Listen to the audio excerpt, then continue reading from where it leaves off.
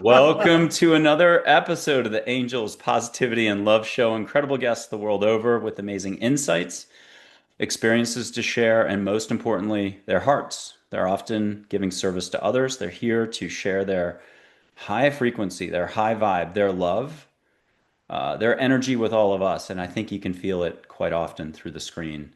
Coming back to us, an amazing guest. His formal name is Chris Cirak, but we can call him Cirak. And he's a spiritual teacher. He's done a lot of time in the States, the United States, but he's in India and he's been living there for some time. He's wonderful. He's worked with Eckhart Tolle. When I go to describe him, I'll describe him. He's like Eckhart Tolle, is what I'll say. The presence. And he's come a long way. I think he's got a lot ahead of him still. And I really enjoy having him on. And I want to thank Sirak for being here today. It's good to see you again. Oh, it's wonderful to see you, Michael. Okay, let's try to tackle, if this is a game show, let's try to tackle the $1 trillion question. We might have tried to tackle it last time you're on the APL Spotlight series, so people can check out that episode. But what's going on with mankind? What is this hero's journey that we're all on, this unique life path, and what is our opportunity before each and every one of us? Mm, yes. It dovetails that question with the one that I think every seeker comes across at one point or another is why, after thousands of years of this wisdom, being around, isn't there more consciousness on the planet? And I think it's just because the journey is an individual one. It's a felt truth that we're all seeking. Intellectually, it's nice to know things. It's important to get it, but it has to sink into the body. And it's not a mental truth, a mental knowing, but it's a felt resonance. And so we all have to walk our path and relearn, especially in modern age, to feel our way and through life and let that be the guidance system. And it's different for every one of us, which is amazing. If you think the powers of creation took the time to instill every single one of us with like a unique blueprint, I mean that's crazy. That by itself is, should frame our experience and not take anything too serious to let it upset us. I love this. Okay, I'm going to throw out a couple of phrases. The contrast, what Esther Hicks kind of refers to, what you just mentioned. Also, how love is a constant, but just thinking a little bit or thinking a lot pulls us right out of the global slipstream. And finally, uh, can you give a specific example of you trusting the universe and something coming in as a result of you letting go of the brain thinking? So find a way through those three and take us somewhere. Sure. Also, I with my background in design thinking and user experience design, this is when I usually get up and go to the whiteboard. And I have done this before during workshops. And the way I illustrate love, it's a tractor beam. It's always there. And when we're in the super dense identified, mind identified state, we're just too dense for that love to pull us back to even notice that it's there. That is essentially pulling us back to source. And so our journey consists of letting go of the weight. I always say it's not your job to make yourself happy, it's your job not to make yourself unhappy. Because we weigh ourselves down, and we weigh ourselves down by what we give our attention to. Whatever we give our attention to, we become. So you can just journal for 5 minutes at the end of the day and go, oh, well, this is what I gave my attention to today. And that's basically what your energetic makeup consists of. So if it's a lot of heavy information, a lot of rumination, um, rumination is 60 to 80% of our day is spent lost in thought. And that's just a heavy, dense, small, anxious space. So coming out of that through greater awareness frees us up to notice that tractor beam of love that's there, that's pulling us. And the more aware we become, the more we start to enter that flow and just let it guide us. I was fortunate, I think, with my parents who lost everything in World War II in the aftermath, and they immigrated to the U.S. and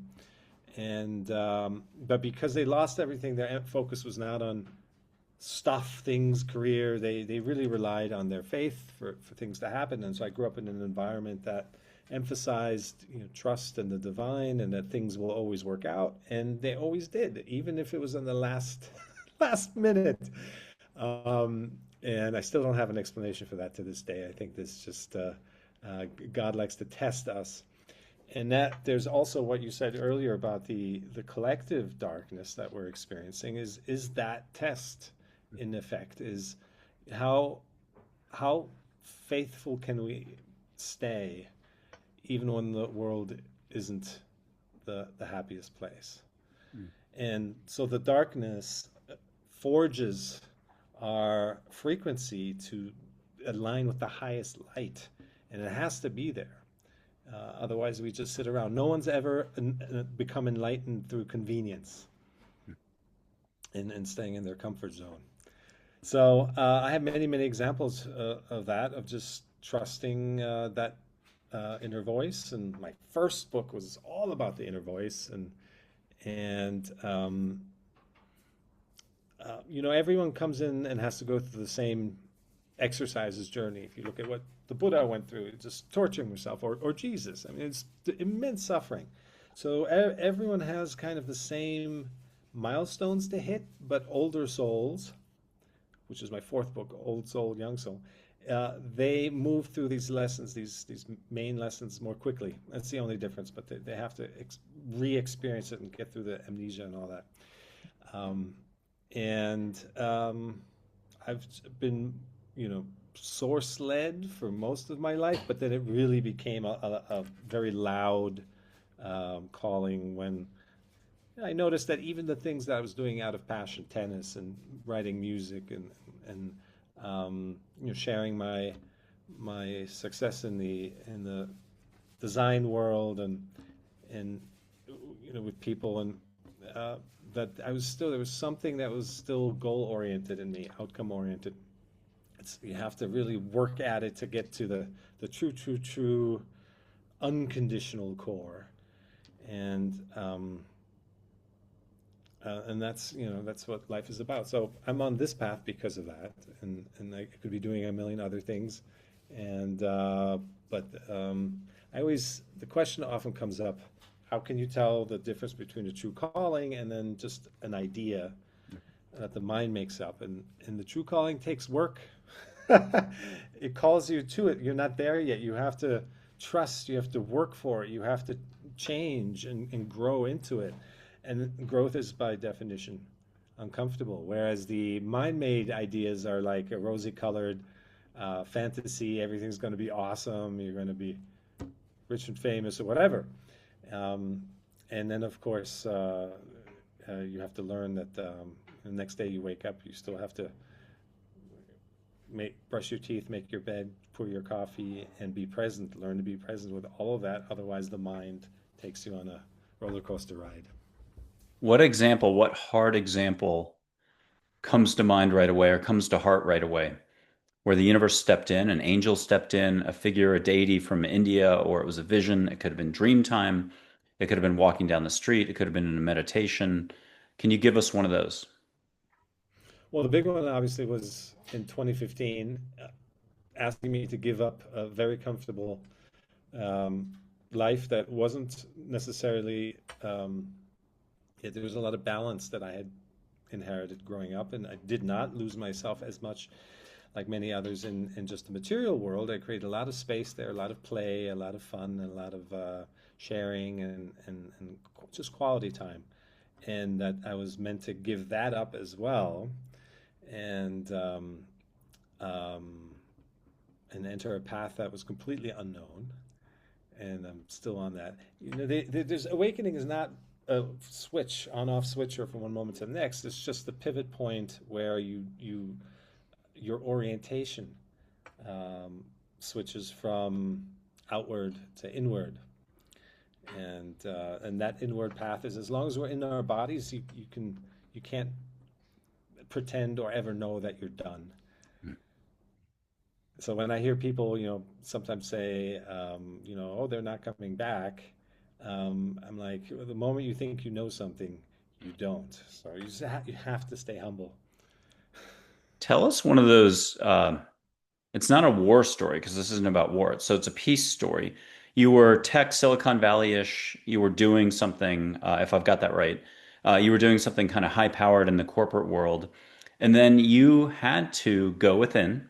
You had to develop some sort of a spiritual practice or do timeouts or less brain, more heart. Take us through something. Was it the first breakthrough meditation? Was it the 100th? Was it 5 years later because you'd always been doing some? What happened specifically that you were like, oh my, boy, I just discovered the entire Himalayas and I thought that little foothill, I thought I had reached K2. So take us Mhm. somewhere. Well, for me, it was I was having physical symptoms that most people would probably run to the doctor and get something prescribed or to their psychiatrist. Um, Blurry vision, nausea, changes in weight, and driving on the wrong side of the road, and um, I didn't. There was a point I didn't sleep for 6 weeks, which isn't technically possible, but I was in such an altered state. So I went into the California desert, and I thought I'd go for a week or two just to ride it out, whatever was happening to me. Something in me was my dad was a doctor, and he always said, "Don't just go to doctors blind. Tune into what your body's trying to tell you." So maybe that saved me. But I wound up staying in the desert for 6 months, and in that time, I had two visitors. One was a colleague, and who happened to stop by on the way to some Joshua Tree event, and spent a day at what I essentially created an ashram without knowing it, just the energy and the mood of the place, and was so overcome that she drove right back to LA, 2 hours, each way, only to then realize what the primary purpose had been. So something about the energy field that I was in had kind of just like wonked her as well. Same thing with another friend. That was my only human contact during that whole time, and just going within, pacing a lot. And the one thing that you hear a lot is these hit rock bottom stories. Eckhart he was going to lose his mind, and that moment flipped it for him. And Byron Katie was had drug issues and was on the kitchen floor with a cockroach running over her head. That's her story, and that switched it for me. It was almost like the opposite, that I had created such a good life externally that there there needed more. I needed a place to grow into, and the universe was like, okay, you've done really well in that way, and haven't lost yourself in too much weight, but we're going to change things up for you now. Take that all away, and start turning inward, and just all the skills that I developed in the career, and all that suddenly became tools to illustrate or sketch or to simplify those ancient wisdoms that we mentioned earlier that have always been around. I picked up a Bible recently. A friend we went to dinner, and she sent me home with a Bible, and I was flipping through it, and there was every sentence had so much depth to it, and I just I could see through it all the way to the root of message. What's there is really spectacular, but it struck me that the language was difficult. It's hard to see through it. I could see through it because I've done the work in other ways, and just through the felt truth, the direct experience of life. That's how I've received my bits of wisdom.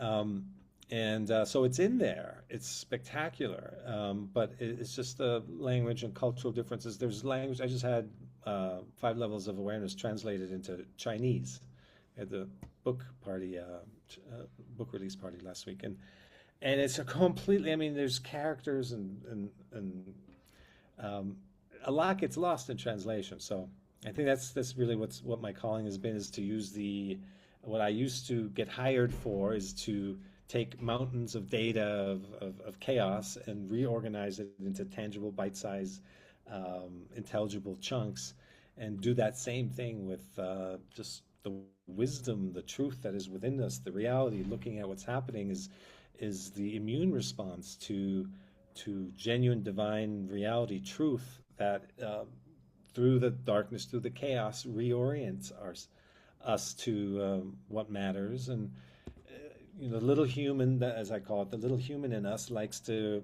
have a full life, and doesn't want to be bothered by years and decades maybe of turmoil.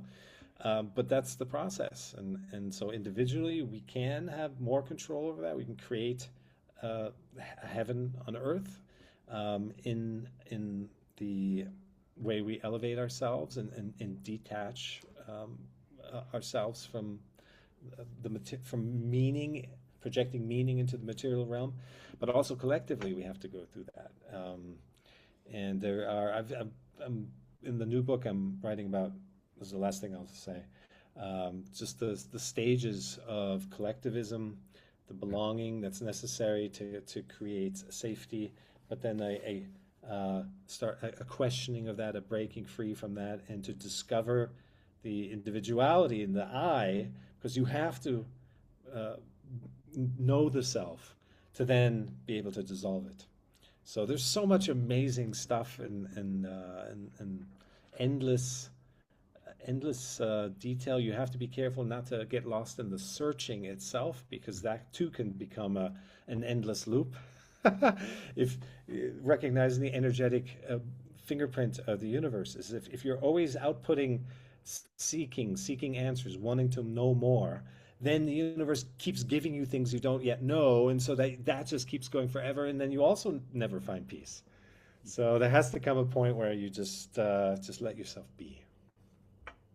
When did you know on your path concretely that something was up and loving beings from the universe, angels, figures from India, deities, and others, guides, galactic figures, relatives, maybe, passed over loved ones? When did you know concretely that your cheerleading squad was more than one? Not the very first, but if you want to tell the first, that's fine. When did you know you had a very specific, you're getting guided, you've got handlers to make it kind of funny? And then the second part of this is take us along the path where then you started working with Eckhart Tolle, leading some retreats. So we're going to jump way ahead. But how did you know you were getting extra help for sure? And there's personality behind those names or faces. Hmm. Well, they're actually I can answer both together. Those stories are combined. I was just my personality is I go all out whenever I feel like I want to immerse myself in something. I'm just all in, and so I became a retreat junkie, and I started attending. Abraham Hicks would come through Los Angeles and Long Beach every year, and that was is an easy in for that realm and for newbies, and still so fun to this day. And then the anyone that was still alive, I was trying to, experience, and Eckhart was definitely a staple in that. I had gone many years as an attendee, and one time it was a retreat in Greece, and I can't tell you why or how, but I wound up booking a tiny little hut on one of the Aegean islands, Ios, which during the summer is a party island, but it was after that, and it was deserted. And again, I can't tell you how in the world I found this place. It's just you just like one of those things you just suddenly realize you're there, or you're doing something, or you have a car. I have similar stories with my '59 Rambler station wagon in pink that kept coming up in my life, and I would keep finding them and then sell them to Hollywood and other things, and but they kept following me. Things, amazing stories. I have real war stories as well. I was in communist Yugoslavia many times as a kid, and I would wake up to reaching over to my looking for the light switch, and I'd be feel this heavy object, and then I turn on the light, and I realize it's a hand grenade. So I've been in those environments as well, and but always protected. Always, if I was about to lean too far, or about to fall off some ledge, I was just I never crawled. I ran. I'm jumping around here, but um, I started walking immediately at less than a year old. And my parents just, I got out of the car. We went to the Grand Canyon, and I started running, and it just kind of ran away from them. And then when they caught up to me, I had stopped a foot from just a cliff, and then I had an amazing car wreck. A truck hit me head on and rolled me up like a sardine can, and I walked away unscathed from that when I was 20 at that. So I many many amazing survival stories, and all of them were, when I went deep, when I was stuck in the wreck and the flames were around me, and I was like, what's happening? I was raised Catholic, and so I had an inclination to reach for God. And the message was always, there was stillness. There was just a quiet, and the message that came through was this is your life to live. You have to figure it out. You can ask for help, but you have to be the one asking.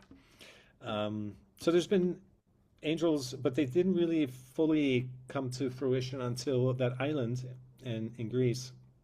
I went there with a week's worth of preserves, just some olives and water and something. It was right on the shore, and you had to take a jeep to the other side. There's no roads, and there's just one dock. So after a week of being there and just kind of being on my own and being in silence and watching the waves go by, there's no internet or anything. I drove back to the other side of the island and waited for my cruise ship to arrive, the ferry, and no ferry.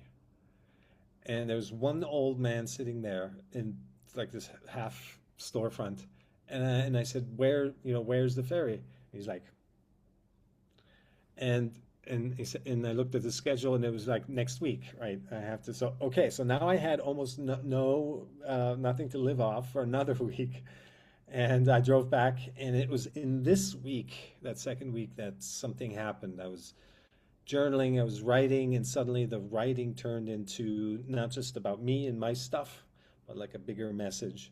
It still took many, many nudges, and sometimes it's just jerks by the universe to make me understand I was meant to, write books and teach and talk about this stuff. It wasn't until I got back to LA where I woke up in the middle of the night after 72 hours travel. It was insane, missing flights and rushing from airports. And I woke up after just a few hours, Sunday morning, 2 or 3 a.m., and I had this question on my mind. And I think the question was, what's the difference between acceptance and surrender? I just woke up with that question in my half sleep. I searched for it, and I found a YouTube video that was exact that name. And in my half sleep, I messaged the person. There wasn't even any contact info there. She just said it at the end, and I went back to sleep. But when I woke up again, she said, "Let's do a session," and we did a few sessions, and she passed away shortly after. But it was in those few sessions that this whole she introduced me to my guides, and I just opened up in ways that before I wasn't like the most closed off person, but I certainly had some hesitations around certain things, astrology, and I had the readings. I would get the readings. I was not resistant, but I just wouldn't get it. And then in that period, I started to really really understand it and feel it and trust it and live by it. I almost don't spend a single day not checking in with the guides and asking for guidance. Last nitty-gritty question for a little while, and you don't really have to go there, but is there one particular guide, one particular angel, as I see a ball light go this way, one figure, you don't have to say the name, you can just say yes, but what is that figure all about for you? Is it a meditation assistant? Is it cooking? You just want to know, what meal should I cook today? Is there a specific figure for a specific area that you love connecting with? Or in a pinch, who's the one you reach for first? Could you give us some sort of flavor, but you don't have to give us too much unless you want to. Yeah, I can. Um, so the cast has changed over time. The first master guide that I had was, oddly enough, a character who looked like William H. Macy. Mm. And I think I mentioned this on the last show. I would, this thing was so new to me, and I didn't understand that they had feelings and sensitivities, and I was just pressuring them in my overbearing personality. I was like, I need answers, give it to me. And he started sweating. I was stressing him out. So I had to learn to, you have to treat them with respect and based on what their state is and so forth. And then there's a play guide, which for a long time was a 4-year-old girl, 6-year-old girl, and a chemist guide, my master professor guide. This guy is deaf mute, and whenever I ask him for questions, he's got this. I go into his room. There's this big library, and a wall of books, and with a ladder, and whenever I have to ask a question, he then goes to somewhere in the wall and pulls out the book, and then brings it back to the big desk and opens the book and points to the answer. This is how I have to communicate with him, and it's just. But they've changed over time, so now it's a different people. And my mom is one of my oldest, both in life guides and spirit guides, and it's really been wonderful to, and she sees that too. And even though she's in her Catholic being faith, we treat each other more like kindred spirits than not. So share with us that moment that you got invited to come into Eckhart Tolle. I don't like saying circle, but Eckhart Tolle's circle to lead a retreat or at least participate in a retreat, eventually leading some of those retreats. Well, the it was in an elevator, and it's a very family-run operation. Um, they see people that are regulars. You start talking, uh, you just start asking if you can help out, if you can, how do I get one of those volunteer shirts, or after a while it's kind of you hear the same things over and over, so you naturally want to just start helping, um, and that's just how it happened over time, over many years, and then gradually, helping teach at his School of Awakening, and it just kept kind of going like that, and he's definitely been a huge influence. I did a talk in Bombay last weekend, and there was a few people there that are they're also from the Eckhart regular crowd, and they came up to me after and said, I'm like a futuristic Eckhart. um, but yeah, I don't mind the comparison. He's obviously been a huge influence, and uh, the it's important to, um, because I start looking at all the masters, and especially when you know them up close, and that they're still just very human, and uh, you can see the humanness in, Krishnamurti, who's, you know, he expresses some frustration in his videos about, humans and their state of consciousness, and frustration is very human sentiment, and kind of like there's a resistance in that. Or Osho, who had his challenges with the tight cultural upbringing around um, self-expression and sexuality and all those things. And so that we all still have our human things, and it's important to remember that we're pointing to, all of us, you, me, everyone that's listening, in their own way. We're all pointing to a place, but we are not that place. Are you ready to take some interactive exercises? We've done this before, we've done it off camera. I'm just going to light some sage for the first step, and we'll play around and we'll see what else comes through. You're a proverbial well of universal wisdom, and you're very open. If it's a divine channel, if it's just listening really well, whatever it is, you do great. You're in your heart and you love boomeranging. I'm going to come up with an unconventional way to say it. Boomeranging a lot of love, a lot of light, and a lot of messages for all of us. But first, simple sage. I'm going to light it here in Texas. People can smell it anywhere in the world, and time and space is not what we think it is, because it ain't about thinking. It ain't about more thinking, it's about less thinking. Okay, here's the sage.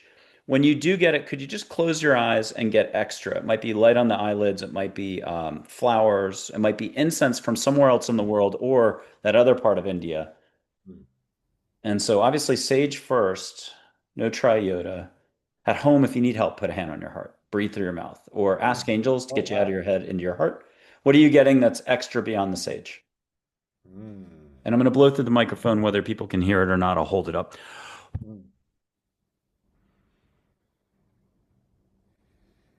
Wow. So Cirak, what are you strong. getting in India? I should look around, make sure the place is not on fire. That's how strong it is. Um, it's all what we make of it anyway. Um, Did you get sage? And you yeah, got yeah, extra. I got What's that. the extra you got? Surrender. That um, anytime we think we need to make something happen, we're actually already getting in the way of this energy. Um, that very pungent grip that I just felt. Oh, and was it sorry to ask this, but was it a non-physical grip or did somebody grip your shoulder? Oh, I experience these things as physical. Like I Okay. can literally feel as if somebody's standing next to me, and yeah. I've got Ganesh or Ganesha for you next. It could be a five-fold experience: smelling new smells, getting a touch on the shoulder, getting a blessing, feeling light through you, all the above. Plus, if you don't mind relaying some wisdom from Ganesh to all of us. Mm, And you might even get musical instruments blowing in the wind, those metal things at a temple that would make music or mm, noise. I've lost the English. mm. Chimes, something. And people at home can do this. Just put your hand out. And I am not saying treat Ganesh as a fireplace, but put your hand out and like that experience. You would feel warmth, sparkle, but try too hard, you'll get it on your toes. Ask a question, listen. It'll sound like your voice for 4 seconds. The second you let go and laugh, you're going to hear full on. What are you getting for all of us? And do you mind describing first what are you feeling, seeing, hearing beyond words? Every belief is a limiting belief, and the creativity that is at play is so endless. The abundance, the expression, the paths we can take, the experience we're meant to have is nothing we can imagine. And did you get any smells, sounds to go with that? Lavender. Nice. And I have a, here we go. He's gonna look serious, but it's okay. Oh, Krishnamurti. yes. So, um, again, get something private, get a hug, and get a laugh. This is all private. Just say, got it when you got it. Oh, yes. Okay, and then what does Krishnamurti have for all of us? Mm. Total purity.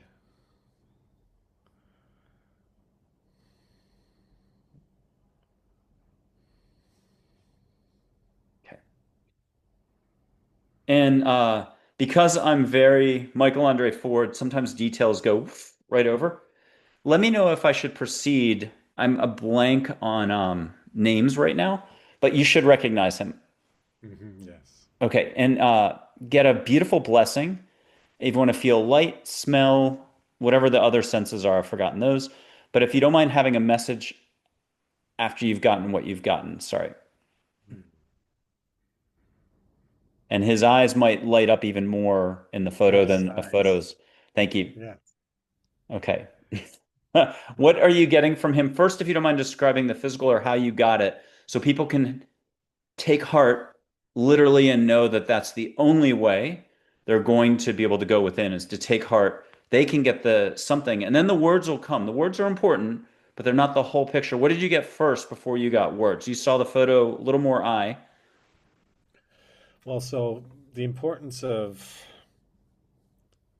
focus, and we kind of touched on it earlier, what we give our attention to, that it's like food.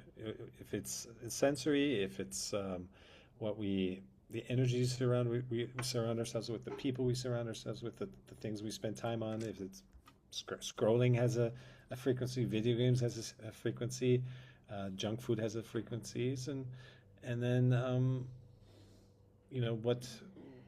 what are you consuming? And that look is a stern reminder to be very vigilant. Um, and because it's our responsibility. Our happiness is 100% our responsibility. No one's going to come and save us. No one's going to do the work for us. It's like, look at what you're looking at, and that's your doing. I've forgotten almost every Indian guru's name, and so it's a great. I mean, there's a Babaji, Papaji, Sri Shirdi Sai Baba, so I can prove that I can remember three. But I have another one that's more smiling and totally uplifting with what's coming next. But I'm going to interrupt and put Geronimo up because I feel like it's a parallel photo to what we just had, and say his name out loud just now, the one we just saw. If you forgot, I'm so off the Oh, I hook. forget. Yeah, I'm surrounded by gurus here. Okay. That's So great. Geronimo is an older Geronimo. He's action, dry wit, humor on everyone's team, unconditional love. But when I put this photo up, I think I've made a good connection to the prior photo. Yeah. And catch something beautiful from him. Catch extra light, extra sage, tobacco, sweetgrass, juniper, cedar, desert pinon. Just the smell after a good rain in the desert. And what's Geronimo have as a reminder for all of us? Well, he's more ancient, and the energy that's coming through is like from the original source discovery point. I'm trying to hold it still because you're right on. This is awesome. So it's like a window into like the beginnings of the universe. He's very matter of fact too, so he'll cut right in. Mm. One more Indian guru, maybe two. People will forgive me for not remembering names right now. I'm just such a blank, but this is the sweetest face. Love him. And here he is. Okay. Oh, Ramana Maharshi, yes. Thank you. Okay. And you're going to hear something very upbeat, very upbeat. Mm.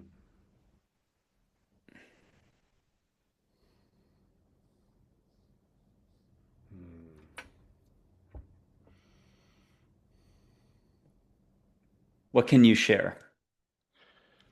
You know, many, and he's probably at the top of the list, the Dalai Lama as well. They remain is maybe not the right word, but they embody the childlike wonder, um, that as children of God, if you want to say that, we really should be living from that place.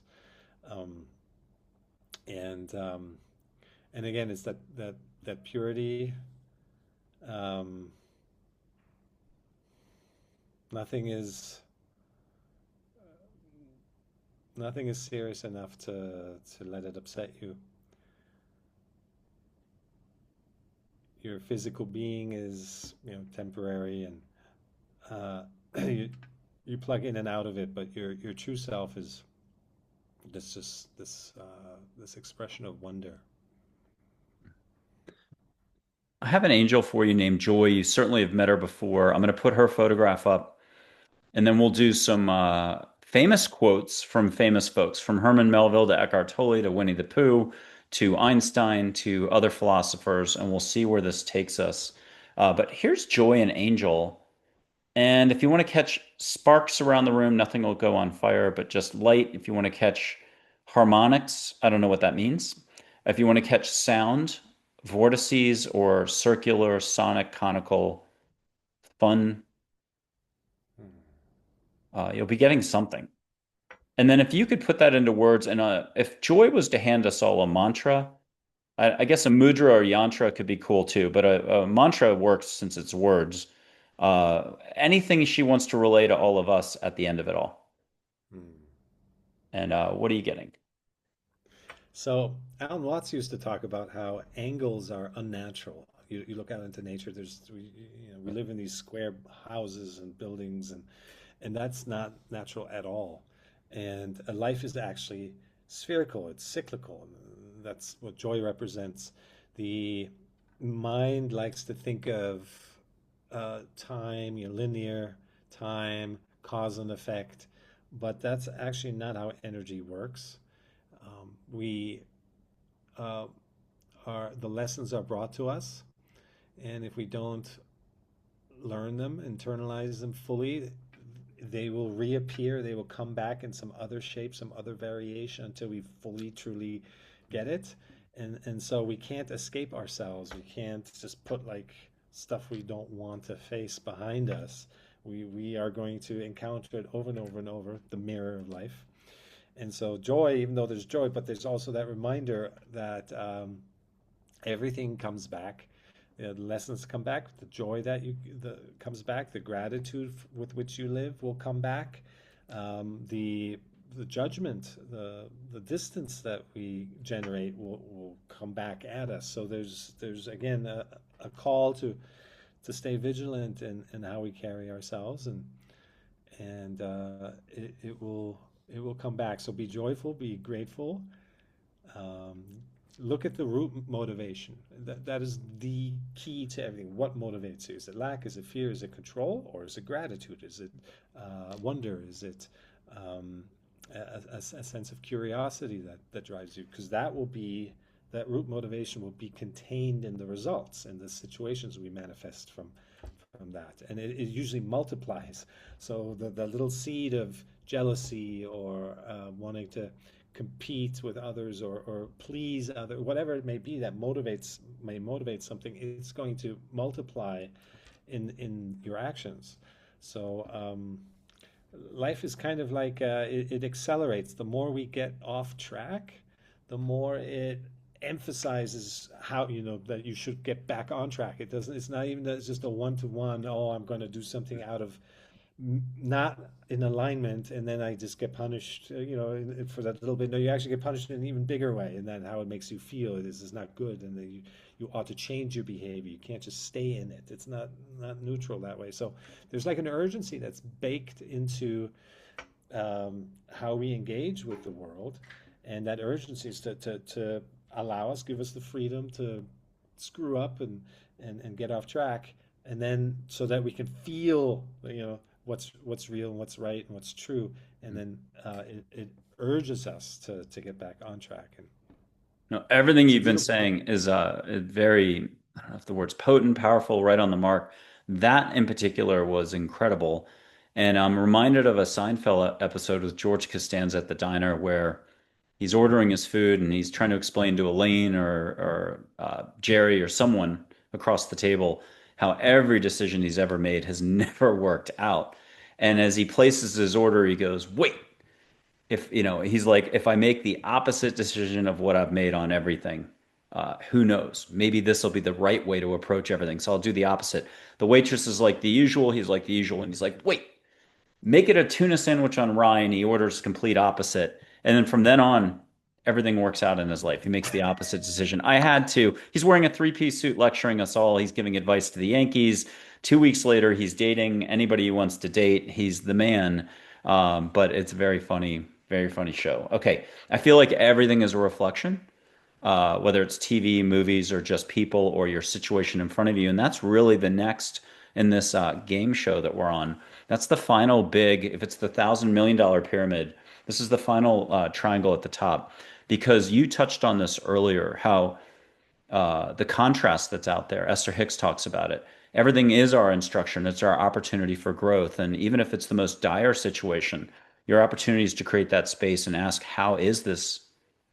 How can I, and you're going to fill in the rest of this, how can I appreciate it more, allow for it more, or find a higher vibration frequency to be in reaction to it? But I'm going to be bringing in three lifelines for you, if I can remember all of them. It'll be Joseph Campbell, Steve Jobs, and an angel named Isabel. And if you could give us one or two sentences as a gut reaction right off the bat, if everything is our instruction, but what's your quickest, simplest advice before I put up three photos for you to help you? And then we're going to have them come in, give their advice. You're going to come out with a final sort of passage for the show that's going to go much bigger and deeper. But what do you have for a quick reply right now? Is everything our Wow, instruction? That's amazing. I love this show. So, yes, of course, whenever we feel triggered by anything, any situation, it's not about the other person, it's about us, something inside of us. And I've developed a system around this, a technique I call it conscious release technique. It's like a form of somatic journeying based on the Vipassana meditation. Jack Kornfield has a similar technique. He goes into inner child direction. But anyway, so is to notice where you feel the trigger in your body, locate it, identify it, stay with it, um, and create a space for it to be. Feel to heal essentially. But this is a practical way to do that. And you will release things that have been subconsciously steering your behavior and for decades possibly and then you release them and they no longer control you, they no longer um, impact, you manifest from who you are. And when you're full of stuckness, stuck layers, reactions, judgment, most of it inherited, by the way. Carl Jung said most of our issues are the unlived life of our parents. um, so it's not even our own life's trauma. And to come free of that. So the interesting thing is we think we're doing all this work on ourselves so that we can become free and have free will and choose the life that we really want. And what's ironic is that once you free yourself of the stuckness and the attachments and the expectations and the needs, you no longer need choices. You no longer need free will. You're so aligned with divine will, with just truth, that there's no doubts, there's no second guessing, there's no alternate routes. It's just that is the alignment that you now hold space for. So, um, Joseph Campbell, From you know, stuckness to suchness. And here's Joseph Campbell's photo. Get yes, something private from him, get a compliment. And remember, he talked about the full circle as well. And I loved how he tied all the mythology together. yes. And then what does he have to share with all of us? I have a dream. I'm just going to throw this in here. Bill Moyers is still alive. He's 94, 95, and I hope to connect with him next year. And just it gets really rare that the energy carries through people that were in other people's presence and the great teachers. So that's a little dream of mine. And Um, I might know somebody after the show who knows the son who's been a guest on the show. And he spoke at my graduation. He was my, what do you call it, commencement address speaker yes, in yes. 1990. Oh, So oh, we'll have to ah. follow up on that. Yes. Okay. What is Joseph Campbell, Joe's message for us all in 2 sentences or less? What's he literally reminding us all? There comes a point when um, all the things that have happened to you, when you recognize that they've happened because of you, how you engage with the world, and ultimately for you, so that you can become more self-aware. And that's when you step into your power, and you start the hero's journey. And every movie, at the 30-minute mark is based around this. All the bad stuff that happens to the would-be hero who doesn't know yet, Neo, the quintessential um, and character there, and then you reach that tipping point of like this is where I take control of my life. So he's what a beautiful soul. Steve Jobs, reconciled, unconditional love, available, spirit guide. It can be a quick in and out, but definitely get something private. And then if you could hear something for all of us. Yeah.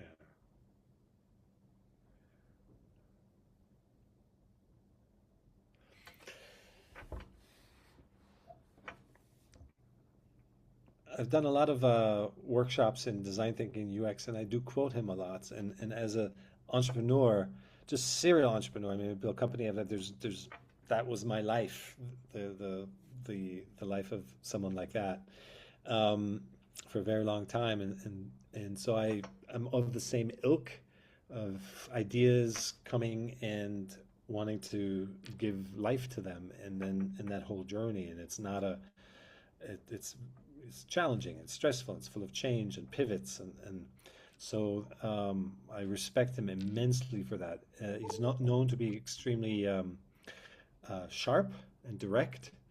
Um, I would say towards oneself, that could be a big asset. We have to be careful how we communicate with others who aren't maybe on the same wavelength.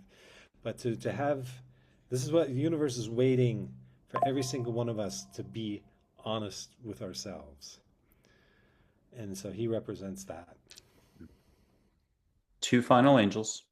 Abe, the Abraham of old on everyone's team, masculine energy. It won't be in light energy form, so it won't be a ball light or shapes or anything like that.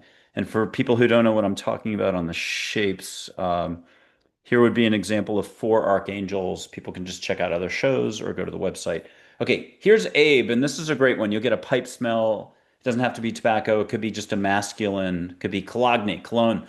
It could be anything. Who knows? But he's on your team, everybody's team, loves coming down to planet Earth to help out in physical form. In fact, he's the opposite of most angels. Loves to hand out fish, doesn't teach fishing. He'll tell you he was a jerk as a human way back when. Okay, catch him, feel him, catch a masculine vibe that's entirely different. And then what's his practical, tactical reminder for daily living for all of us?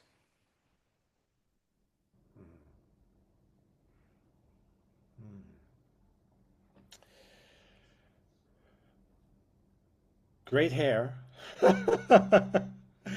Thank you. um, yes, yes, both of you. It's an important piece, the return, the restoration of masculine energy in the rebalancing and remembering.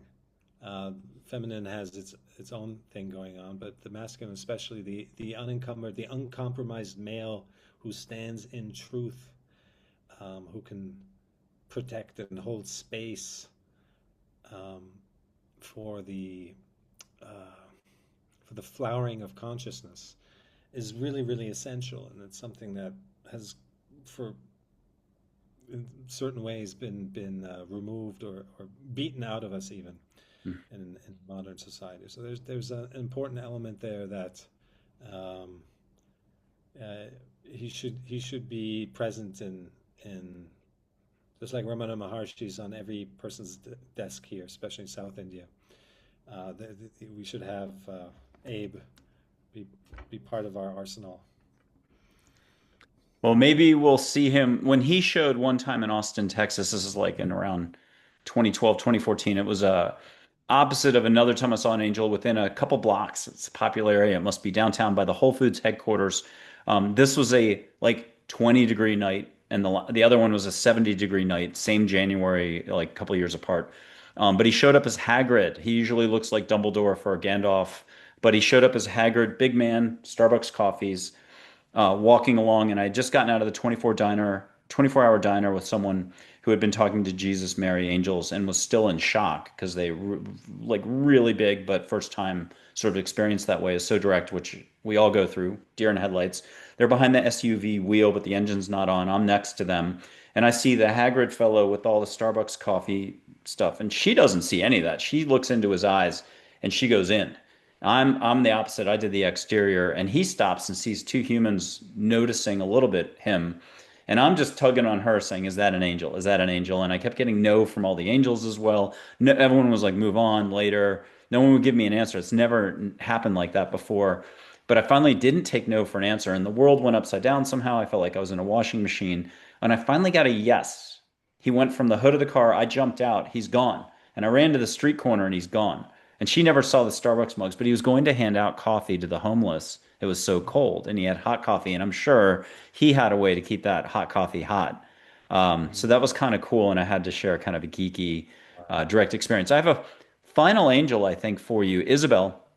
I'm using a 1950s Italian actress who is, I think, pretty famous in her day, and she's awesome. And this photo will move, and her name's Isabel. She's in her calm. And if you want to close your eyes and see her the way she wants to show, it's not a bad idea 5 seconds in to do it. But she'll first move in the photo, and I think you've seen this photo before. The eyes, she'll start smiling more. She'll be like a solar flare, top to bottom. Use it as a regenerative feature because we've put you through the ringer, and you've been such a great guest. And we'll start to wrap up in just a second. But here's Isabel the angel. If you don't mind just saying ready or yes. Are you ready? I'm ready. Okay. Here's Isabel. People at home, treat her like a fireplace. Put your hand up. Feel what you can feel in your hand. Don't judge.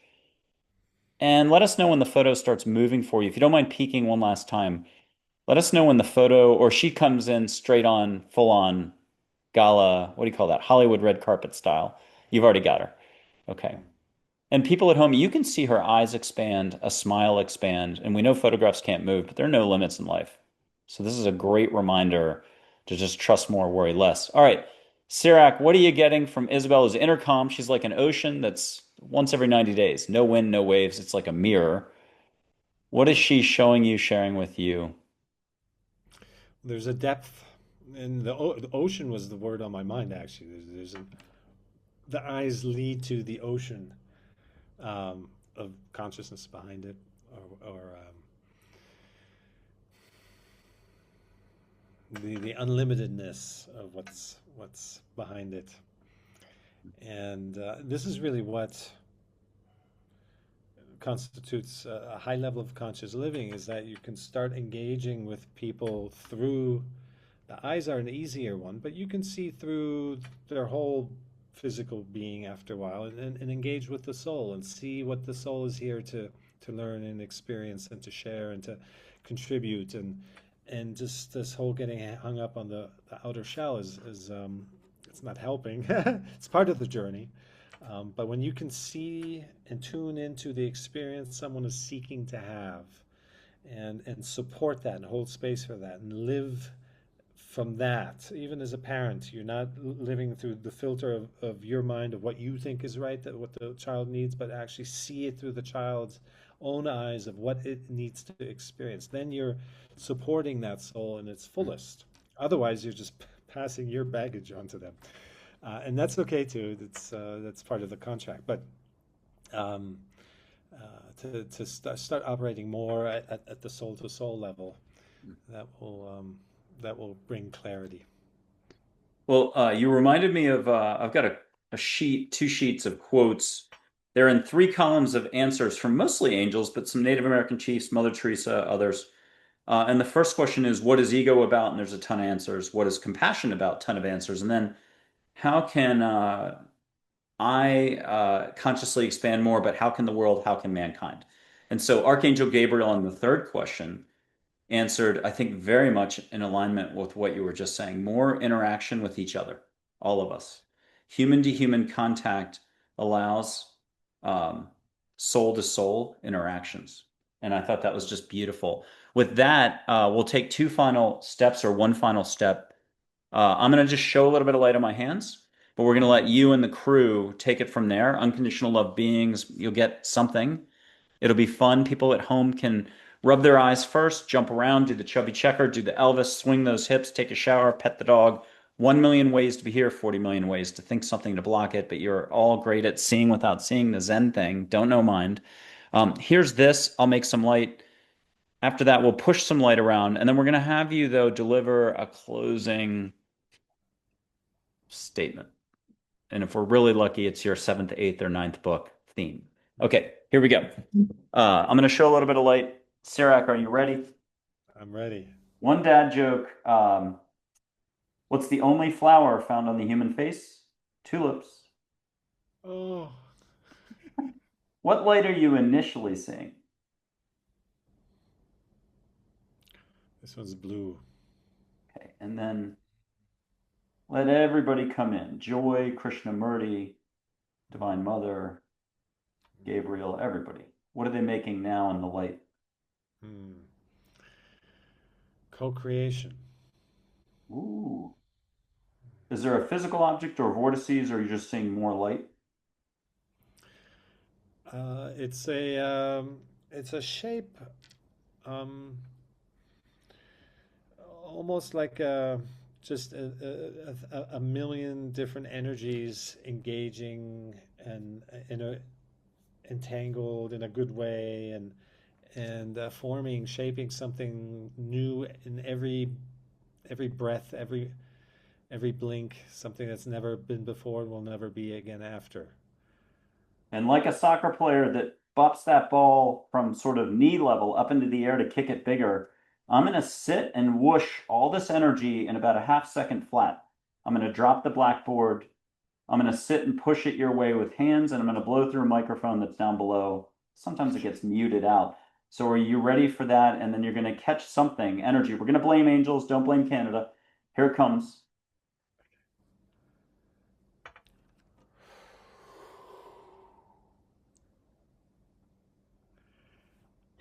And for folks at home pulling their hair out and they're like, come on, what did you just experience? And can you put it into words for them and give them hope with a closing statement of how simple, how fun, how real, and how real, fun, and simple it all really is? Mm. What'd you get first? So one of my many years ago, I had a tremendous outer body experience, and it was somebody the uh, the teacher I was working with said it was like the second jhana that I had just in my noviceness had somehow stumbled into that. There's eight jhanas. The Buddha is the eighth, and there was a golden egg that had been uh, in the sky had come down, and I was sitting and meditating for hours, and this golden egg came to rest in my lap, and I was embracing it, I was hugging it, it was just pure love, and I was just sitting there the whole time, and and afterwards I went and I shared that experience, and the teacher laughed, and he said, um, "This is the extent." With some people it's fear, but in my case, this is the extent the mind will go to distract you from being still, from being uh, purely present and in a total state of acceptance without glomming on to this or that or assigning meaning. And so the important thing is just to allow oneself to experience that co-creation without needing it to be something. The moment we start to control, we lose it, we lose the flow, we take ourselves out of it. That little gap between the formless before it takes form, the the unknown before it becomes known, the intangible before it's felt. There's that little gap. That's the gap of presence, of co-creation. And we just have to stay there without needing it to be different. That's what takes us there and keeps us there. And so this beautiful dynamic energy of co-creation that we just witnessed is an important reminder to let it be, experience it for what it is. It doesn't need to mean more, doesn't need to be less, and let it take you into the next moment, which will be just as magical. Cirak, thank you very much for being on the show. You're a beautiful guest, beautiful person with beautiful energies and beautiful sharing with all of us. So thank you very much for being on the show. Oh, thank you, Michael. It's a pleasure. I'm coming back if you let me.